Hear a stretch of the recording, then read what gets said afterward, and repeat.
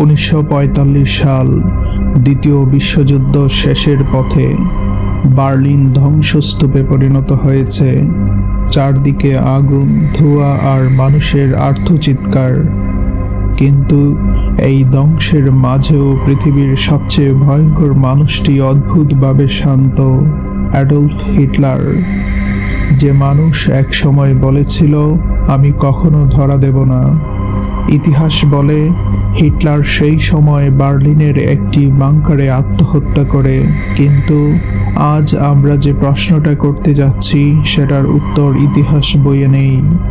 প্রশ্নটা সহজ কিন্তু ভয়ঙ্কর। হিটলার কি আসলে পালিয়ে গিয়েছিল?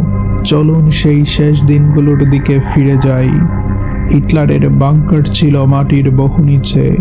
চারপাশে কংক্রিটের দেয়াল, বাইরে গোলার আঘাত। কিন্তু আশ্চর্যের বিষয় হলো, এই বাংকার থেকেই হিটলারের কয়েকজন ঘনিষ্ঠ সহযোগী রহস্যজনকভাবে পালিয়ে যেতে সক্ষম হয়।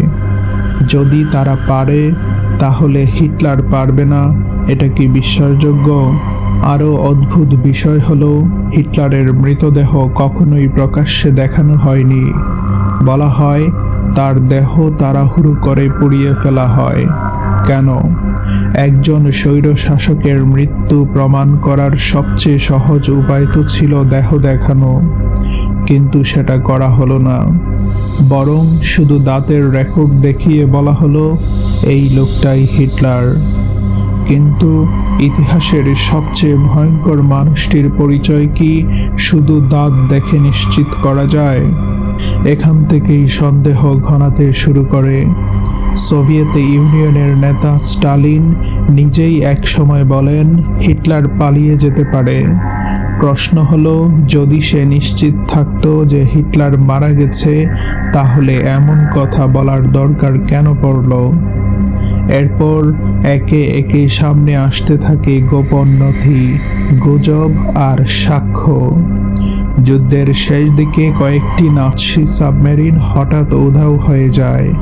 সেই সাবমেরিনগুলোর কোনো ধ্বংসাবশেষ, কোনো যুদ্ধ রিপোর্ট কিছুই পাওয়া যায়নি। যেন তারা সমুদ্রের অন্ধকারে মিলিয়ে গেছে। এই সাবমেরিনগুলো গেল কোথায়? অনেক গবেষকের দাবি, সেই সাবমেরিনগুলো ইউরোপ থেকে সরাসরি দক্ষিণ আমেরিকার দিকে গিয়েছিল। আর্জেন্টিনা, ব্রাজিল, চিলি, এই দেশগুলোতে তখন নাৎসি সমর্থক এবং গোপন আশ্রয়ের অভাব ছিল না। এমনকি আর্জেন্টিনার প্রত্যন্ত এলাকায় নাৎসি ঘাঁটির প্রমাণও পাওয়া গেছে। আর এখানেই আসে সবচেয়ে ভয়ঙ্কর অংশ। যুদ্ধ শেষ হওয়ার পর বহু মানুষ দাবি করে তারা হিটলারের মতো দেখতে একজন লোককে দেখেছে। একই হাঁটা, একই কণ্ঠস্বর, একই দৃষ্টি। কেউ বলেছে সে পাহাড়ি এলাকায় থাকত। কেউ বলেছে সে নাম বদলে সাধারণ কৃষকের মতো জীবন কাটাতো। কিন্তু শুধু চেহারা মিললেই তো হবে না, ঠিকই। তাই প্রশ্ন আসে, প্রমাণ কোথায়? 2017 সালে রাশিয়া দাবি করে তাদের কাছে হিটলারের খুলির অংশ আছে। কিন্তু পরীক্ষায় দেখা যায় সেটি একজন নারীর খুলির অংশ। তাহলে হিটলারের আসল দেহ কোথায়? আরও ভয়ঙ্কর তথ্য হলো, হিটলার গুপ্তবিদ্যা, অকাল্ট শক্তি এবং ভবিষ্যৎবাণীতে বিশ্বাস করত। সে বিশ্বাস করত একজন নেতার মৃত্যু তার শেষ নয়। সে জানত যদি সে রহস্য রেখে যায়, মানুষ সারা জীবন তার নাম ভুলতে পারবে না। তাহলে কি সে ইচ্ছা করেই নিজের মৃত্যুকে একটি ধোঁকায় পরিণত করেছিল?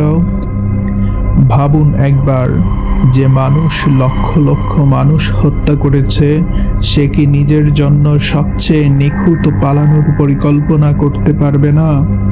যে নাৎসি মেশিন এত বিশাল ছিল, এত গোপন ছিল, তারা কি তাদের নেতাকে বাঁচানোর চেষ্টা করবে না?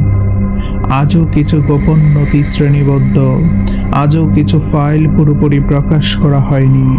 আর যতদিন সত্য পুরোপুরি সামনে আসবে না, ততদিন এই প্রশ্নটা আমাদের তাড়া করবে। হিটলার কি সত্যিই মারা গিয়েছিল, নাকি সে ইতিহাসের চোখ ফাঁকি দিয়ে অন্ধকারে হারিয়ে গিয়েছিল? হয়তো সে মরে গেছে, হয়তো সে পালিয়ে গেছে, কিন্তু নিশ্চিত একটাই, এই রহস্য আজও শেষ হয়নি। আর সবচেয়ে ভয়ঙ্কর ব্যাপার হলো, যদি সে পালিয়ে গিয়েই থাকে, তাহলে ইতিহাস আমাদের এতদিন কি মিথ্যা বলে এসেছে? বন্ধুরা, আমার আলোচনাটি ভালো লেগে থাকলে অবশ্যই লাইক, কমেন্ট, শেয়ার এবং সাবস্ক্রাইব করে যাবেন। ধন্যবাদ।